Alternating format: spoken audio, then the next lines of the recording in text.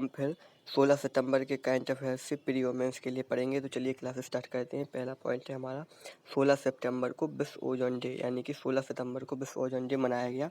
तो ओजोन परत के संरक्षण से संबंधित कन्वेंशन देख लेते हैं कौन कौन से हुए। तो पहला हुआ था सबसे पहले वियना कन्वेंशन।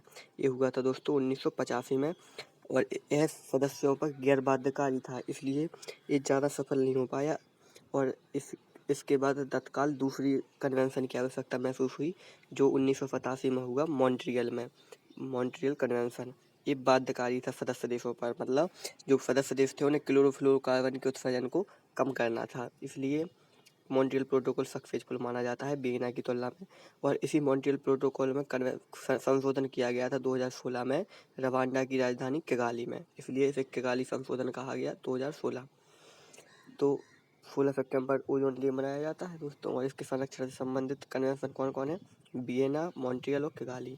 चलिए नेक्स्ट क्वेश्चन देखते हैं। नेक्स्ट है हमारा कृषि से संबंधित पहलें। तो कृषि से संबंधित भारत सरकार की कौन कौन सी पहलें हैं? तो पहली पहल है पाम ऑयल मिशन, यानी कि ये ऑयल से संबंधित है। और दूसरी प्रधानमंत्री फसल बीमा योजना। तीसरी है एग्रीस्टेक। चौथा है सब मिशन ऑन एग्री मशीनीकरण, मतलब एग्रीकल्चर में मशीनाइजेशन के लिए। और पाँचवीं है एकीकृत किसान सेवा मंच। ये पहले आपको सीधी सीखना है, और आप ये मेंस में सीधी डायरेक्ट यूज कर सकते हैं अपने आंसर में, और प्री में भी आपको ये हेल्प करेंगे। तीसरा क्वेश्चन है हमारा ऑटोमोबाइल उद्योग। ऑटोमोबाइल उद्योग भारत का चौथा सबसे बड़ा उत्पादक है, मतलब ऑटोमोबाइल उद्योग में भारत चौथे नंबर पर है विश्व में। ये ऑटोमोबाइल उद्योग में दोस्तों क्या क्या आता है? जैसे गाड़ी, कार, बस वगैरह, मतलब यातायात के साधन जितने भी हैं वे सब ऑटोमोबाइल में आते हैं। तो भारत कितने नंबर पर? चौथे नंबर पर विश्व में। और भारत विश्व का सबसे बड़ा ट्रैक्टर उत्पादक है, मतलब ट्रैक्टर सबसे ज़्यादा बनाता है भारत। और दूसरे नंबर पर वह क्या बनाता है? बस बनाता है। तीसरे नंबर पर ट्रक। और ऑटोमोबाइल उद्योग से संबंधित भारत सरकार की पहले कौन कौन सी हैं? एक तो पहली है production linked incentive PLI scheme. ये बहुत ही महत्वपूर्ण है, क्योंकि ये प्रोडक्शन को प्रोत्साहित करने के लिए गवर्नमेंट की योजना है कि आप इसका प्रोडक्शन कीजिए, हम आपको कुछ प्रोत्साहन दे रहे हैं।